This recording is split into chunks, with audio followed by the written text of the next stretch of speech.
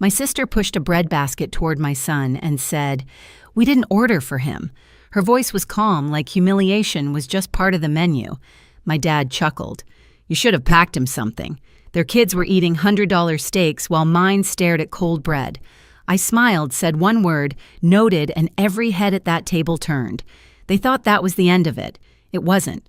Because what happened after that dinner didn't just change our family, it exposed what we'd all been pretending not to see. Before I tell you how it all unfolded, tell me, where are you listening from? So I know I'm not the only one who's had to draw a line with family. When people ask what my family is like, I usually say we're complicated. It's easier than explaining the hierarchy I grew up under, where my parents treated my sister Tessa like glass and me like concrete. I was the stable one, the problem solver, the one they didn't have to worry about. Tessa was the fragile one, the constant work in progress everyone needed to protect. When we were kids, I'd hear my mom say, "Aubrey's strong, she doesn't need much love." I laughed it off back then, thinking strength was something to be proud of. But strength has a price. It means when you finally break, no one believes you can. I'm 35 now, a single mom with a 9-year-old son named Ethan. He's quiet, observant, the kind of kid who notices everything but says little. I work as an administrative manager at a charter school in Tempe, Arizona.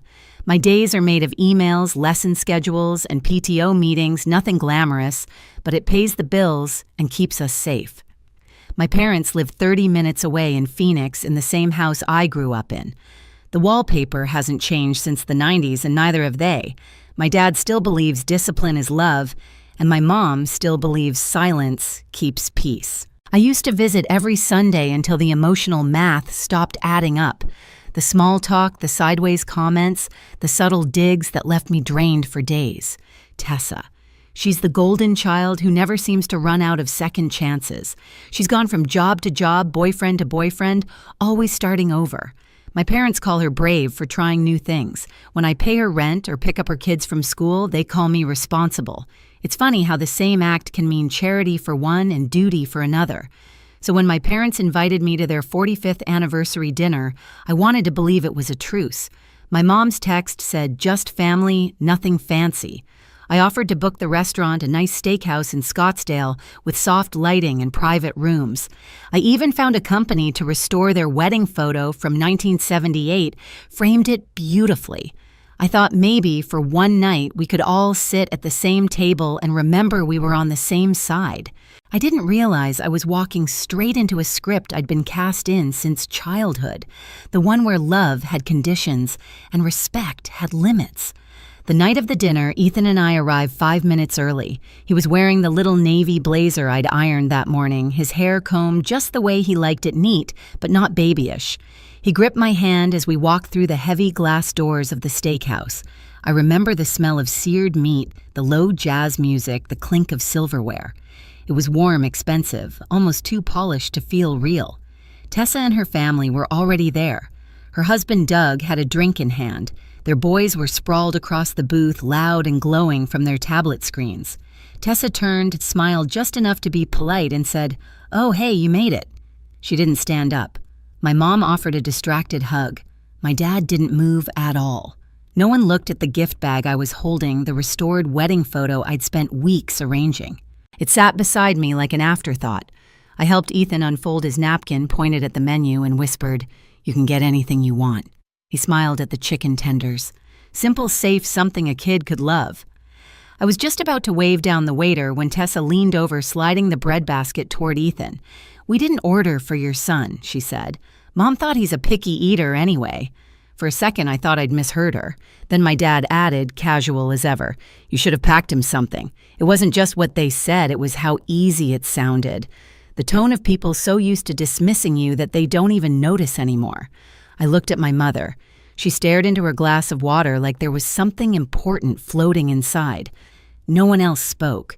Ethan's shoulders slumped. He didn't cry. He just stared at the bread like it might disappear if he touched it. Something in me cracked, but not loud. It was quiet, steady, controlled. I realized sitting there that this table had always been the same Tessa, getting seconds me cleaning the crumbs. I smiled. Just one word left my mouth. Noted. The sound of it seemed to echo longer than it should have. Tessa looked confused. My dad went back to his steak, but Ethan glanced at me, really looked, and in his small, shy eyes, I saw it. He understood that his mother wasn't going to take it anymore. I didn't say another word. I just waited.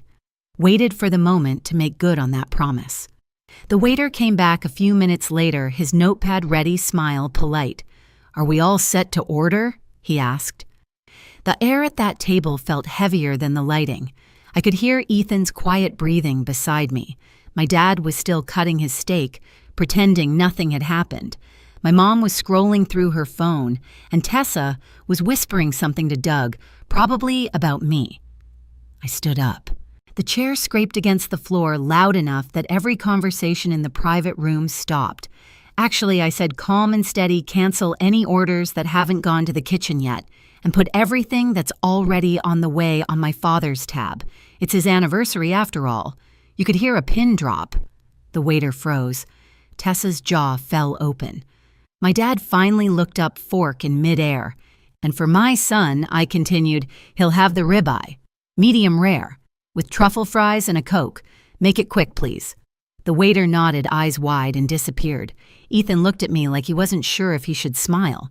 I reached over and broke a breadstick in half, handed it to him. "Eat honey," I whispered. "We're fine." Doug cleared his throat. "Was that really necessary?" I turned my eyes to him, calm as glass. Yes, it was. No one else spoke. The only sound was the soft clink of silverware from another table through the thin wall. Uncle Frank, my mother's brother, let out one low chuckle from across the room. I hadn't even noticed he and Aunt Laura had joined the dinner late, sitting at the end. Laura's eyes met mine, proud and knowing. She nodded once, like she'd been waiting years to see me do that. Dinner dragged on stiff and silent. Tessa's boys complained their food was taking too long. My dad didn't say another word. My mom tried to smile through the tension, her voice brittle whenever she spoke. When the check arrived, the waiter handed it straight to my father. My dad's face went red, but he didn't argue.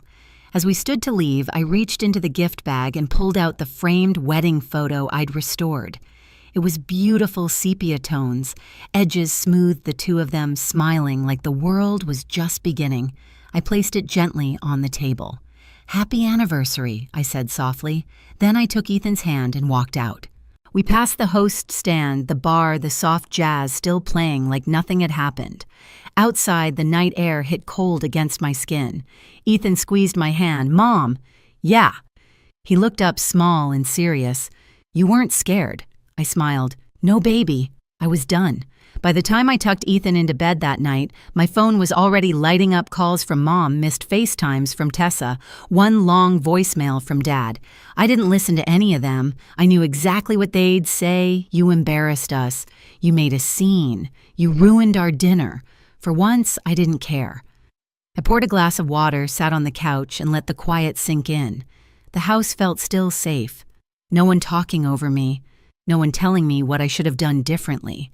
Then my phone buzzed again, a message from Tessa. "You owe Dad for the dinner. $1,200. Pay your share."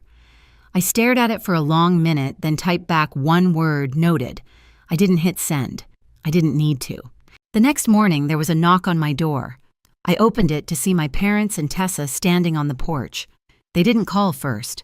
They never did. Dad was holding an envelope. Mom's lips were pressed so tight they were almost white. Tessa had her arms crossed, her sunglasses still on, though it was cloudy. "Can we come in?" Mom asked already, stepping forward. I didn't answer. I just moved aside. Ethan was sitting on the couch, pretending to play his Switch. He looked up, caught my eyes, then looked back down. He didn't need to see this, but he'd lived through enough of it already to know how it went.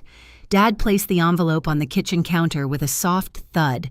"That's the bill from last night. You agreed to pay half. You didn't."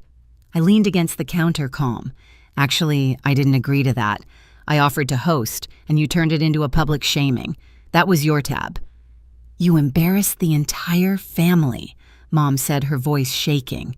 "In public, Aubrey. People were watching." Tessa cut in sharper. "You're delusional. Everyone's talking about it. You looked crazy." I laughed quietly. "Crazy." "You called my son invisible. Maybe that's what crazy looks like to people who can't handle a mirror." Tessa's mouth opened, but Uncle Frank's truck pulled up before she could speak. I'd called him 15 minutes earlier, said, "They're here." He'd simply replied, "We're on our way." When he and Aunt Laura walked in, the room shifted. My mom's face dropped. Dad's eyes narrowed. Frank nodded at me. "You good?" "Perfect," I said. Laura went straight to the counter, looked at the envelope, then back at my parents. "You really came here to collect money from your daughter after what happened." "This isn't your business," Mom said quickly. Frank crossed his arms. "It is when you keep pretending one child's worth more than the other." Tessa scoffed. "Oh, please, here we go again, poor perfect Aubrey." I turned to her, my voice level. "You know I've covered your rent for almost a year, paid your electric bill, bought your kids Christmas presents. You never said thank you. You just said you'd pay me back soon." Frank slid a stack of papers across the table, photocopies of payments and transfers. I hadn't told him I was saving them, but Laura had suggested I document everything months ago. Tessa went pale.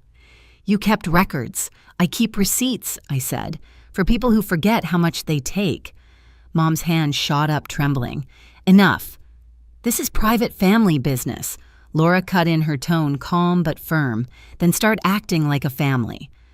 No one spoke. Even Ethan looked up from the couch. I reached for the envelope on the counter, opened it. Inside was the restaurant invoice, $1,200, neat handwriting at the bottom, "Pay your share." "Aubrey," I pulled $600 in cash from my wallet, placed it on top. "Here's half. Not out of guilt, out of pettiness. I sleep better knowing you didn't get the whole thing." Dad's face flushed red. "You're being disrespectful." "No," I said. "I'm being done." I slid the remaining papers from the folder toward them. Proof of every payment I'd ever made to Tessa, screenshots of messages, even a note from the school counselor confirming Ethan was doing fine after their so-called concern report. Mom's face drained of color. Dad clenched his jaw. Tessa was trembling. "You're pathetic," she said, voice cracking, "dragging everyone down because you can't stand not being the favorite." I stepped closer. "You were always the favorite, Tessa. You just mistook it for love." The room went quiet. Frank nodded once. "That's it. We're done here." I walked to the door, opened it, and waited. It took them a few seconds, but eventually they filed out.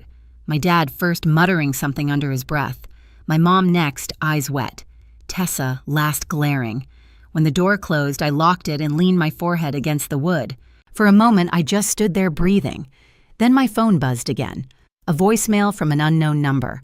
I hit play. "This is the Department of Child Services.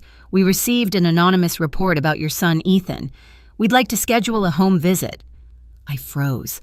By the time the knock came 2 hours later, I'd already cleaned every surface of the house, double-checked. The fridge straightened Ethan's room. The two women at the door were professional calm. They asked questions. They looked around. They smiled at Ethan's art taped to the fridge.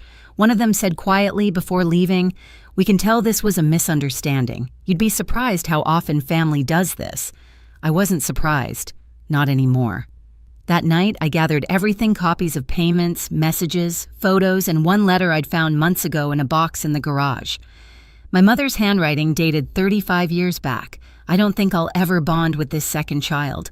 I'm too tired to try. I scanned the last line over and over until it blurred. That letter wasn't meant for me to find, but it explained everything. The next morning, I called my lawyer, Karen, a friend of Laura's. We filed for a formal cease and desist against my parents, and Tessa citing harassment and false reporting. Karen was quick, efficient, and furious on my behalf. A week later, a letter arrived at my door, this time from their attorney. They were filing for grandparent visitation rights, claiming I was denying them access to Ethan out of spite. Karen read it, smirked, and said, "They don't have a case. Arizona law won't back them. But let's make sure they regret even trying." We filed a full response with evidence attached, proof of harassment. The CPS report marked unfounded the payment trail and that old letter from my mother. 3 days later, the case was dismissed. When I told Ethan, he just nodded. "So they can't bother us anymore." "No, honey," I said. "Not anymore." He smiled, small but real. That evening, as I watched him color at the table, I realized it wasn't revenge. I'd done, it was rescue. rescue from a family that confused loyalty with obedience and love with control. After the court dismissed their claim, silence finally settled like clean air after a storm. No calls, no messages, just quiet. I changed the locks the same week and updated my will, naming Uncle Frank and Aunt Laura as Ethan's legal guardians if anything ever happened to me.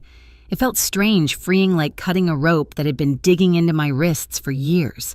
Doug Tessa's husband sent a single text 2 days later, a screenshot of a bank transfer, half the rent I'd covered for them. No apology, no words, just numbers. A few minutes after another message came through, "I'm done with her. Take care of yourself." I stared at it for a while before deleting it. He wasn't worth the space in my phone. None of them were. When I saw my mother at the grocery store a week later, she looked smaller, older. She didn't speak. Just stood by the produce section, pretending to compare prices on apples. I walked right past her. For the first time in my life, I didn't stop to make her comfortable. At home, Ethan was on the porch reading. The sunset painted his face in gold and orange. "You seem different," he said quietly. "I am," I told him. I stopped trying to fix things that weren't broken by me. He smiled, leaned against my shoulder, and kept reading. The air was still, peaceful, and for once, no one else had the power to ruin it. A few weeks later, Ethan and I drove north to Prescott, just the two of us.